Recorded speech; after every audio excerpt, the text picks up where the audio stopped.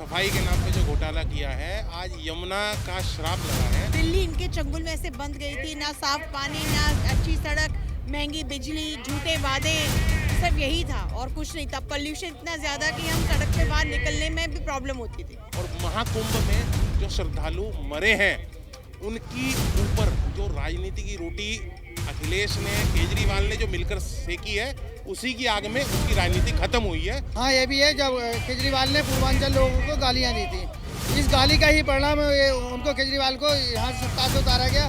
जो अरविंद केजरीवाल सदैव से पूर्वांचल विरोधी रहा है। कोरोना काल में हमारे लोगों को ने बोला कि आनंद विहार में बस लोगों को भगाया। जो अरविंद केजरीवाल सदैव से पूर्वांचल विरोधी रहा है। कोरोना काल में हमारे लोगों को ने बोला कि आनंद विहार में बस लोगों को भगाया। दिल्ली की जनता को 10-12 साल झूठ बोल बोल के उसने कहा कि ये करूंगा, उसने कहा मैं चुनाव नहीं लड़ूंगा, संगठन नहीं बनाऊंगा। वो चुनाव भी लड़ा, संगठन भी बनाया, सरकार भी बनाई।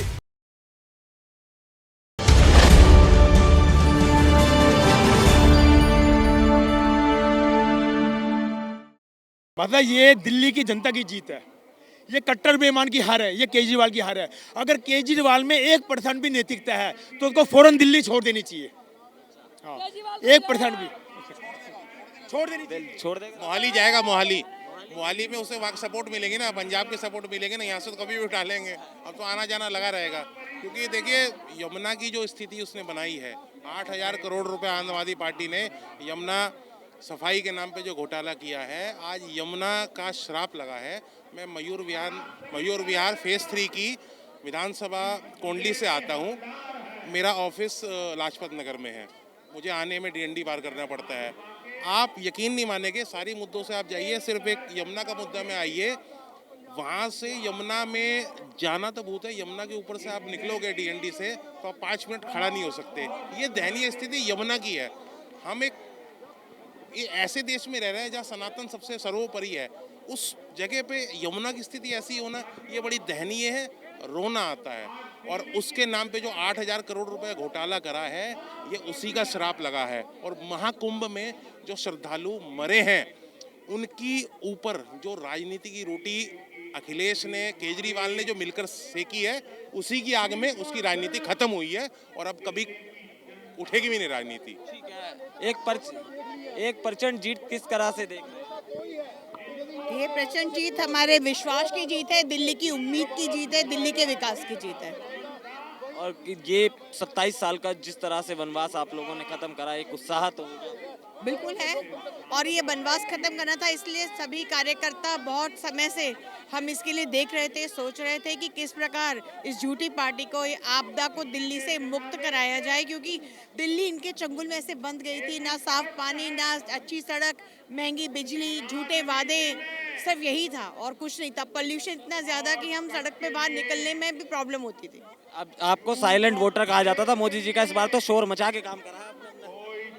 ने बिल्कुल शोर मचा के काम करा है, और जब क्या कहते हैं, बार बार किसी को हटाना हो ना, बहुत जोर से ताकत से प्रहार करना पड़ता है। इस बार वही काम किया। चलिए, शुभकामनाएं आपको। लगातार आप देखेंगे कुछ लोग हमारे साथ, एक 27 साल का वनवास खत्म हुआ है, किस तरह से देख रहे हैं? जो दिल्ली की जनता ने वोट दिया है, वो आदरणीय प्रधानमंत्री नरेंद्र मोदी जी का जो विजन है विकसित दिल्ली के लिए, दिल्ली की जनता ने, सभी वर्ग, सभी समाज, सभी धर्मों के लोगों ने एकजुट होकर, जो आरोप लगता था कि अल्पसंख्यक समाज भारतीय जनता पार्टी को वोट नहीं देता, लेकिन पूरे अल्पसंख्यक समाज ने खुले मन से इस बार भारतीय जनता पार्टी को वोट दिया है।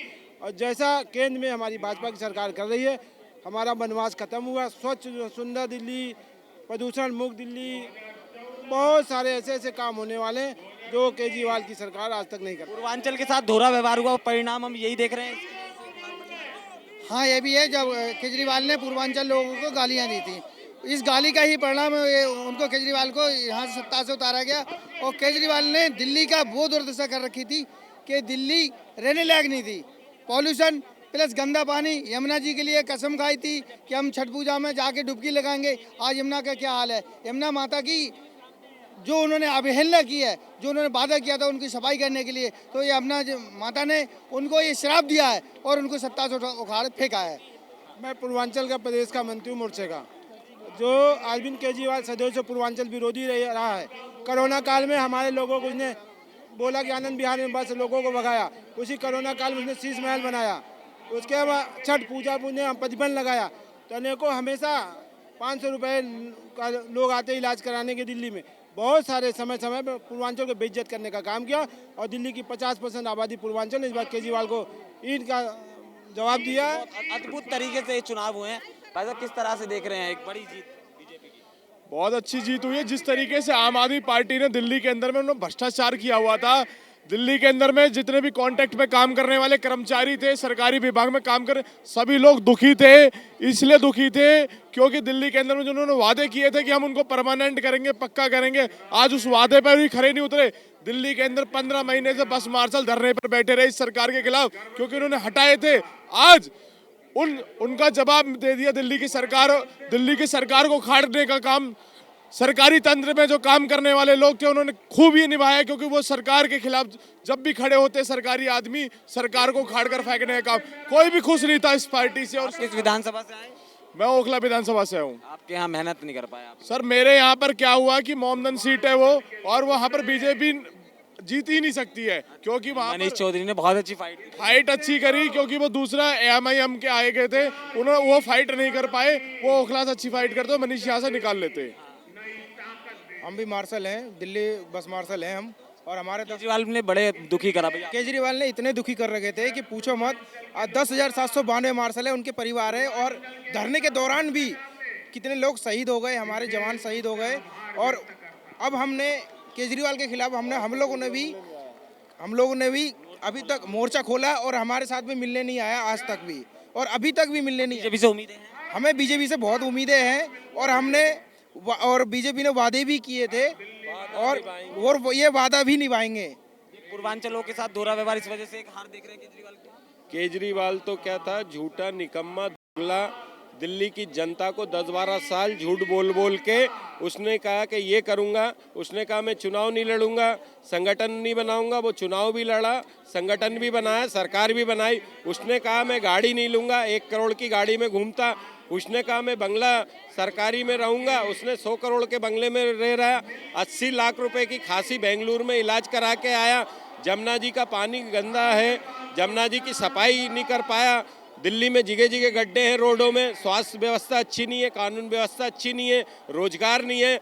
दिल्ली का सबसे ज़्यादा यहाँ पे जो टैक्स आता है, यहाँ पे सबसे ज़्यादा दिल्ली के राज्य को आय आती है, उससे ज़्यादा रोजगार, ज़्यादा विकास हो सकता है, डेवलपमेंट हो सकता है।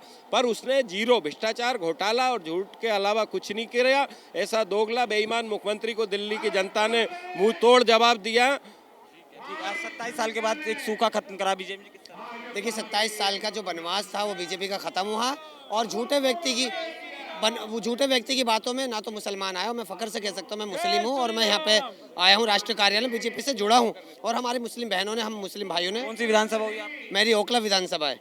ये ओखला में भाई मेहनत नहीं कर पाए आप लोग? देखिए ओखला में मेहनत नहीं कर पाए, मगर जो हमने अपनी तन मन धन से हमने अपना पूरी ताकत लगाई, मगर कुछ कारण थे क्योंकि वहाँ पे असदुद्दीन ओवैसी ने वहाँ पे जो आन के जड़ बोई। ठीक है, शिफाउर रहमान का जिक्र कर रहे हैं। देखिए शिफाउर रहमान को असदुद्दीन ओवैसी ने जानबूझ के उतारा तो मुस्लिम वोट बढ़ जाए। उसका तो आपका काम आसान हो रहा था, मनीष चौधरी निकल रहा था। नहीं, मनीष चौधरी को हम निकालना चाह रहे थे, मगर हमने ना तो पतंग का कहना माना, ना हमने झाड़ू को दिया। हमें तो केजरीवाल को साफ करना था, मनीष को जिताना था, मगर कम से कम हमें ये ओवैसी ने आन के हमारे गुमराह कर दिया मुसलमानों को। फिर भी वो एक अच्छी फाइट आप लोगों ने, मनीष ने दी। तो तमाम आप लोग देख रहे थे कि ये बीजेपी के कार्यकर्ता हैं, तरह तरह की राइड है, और इसके साथ ही एक भव्य और दिव्य, इस समय आप प्रधानमंत्री मोदी को मेरे पीछे बोलते हुए सुनाई दे रहे हैं, और इसके साथ ही एक भव्य माहौल बीजेपी दफ्तर का इस समय दिखाई देता है। कार्यकर्ताओं में एक उत्साह है, एक उमंग है, एक तरंग अद्भुत तरह से देखेंगे आप।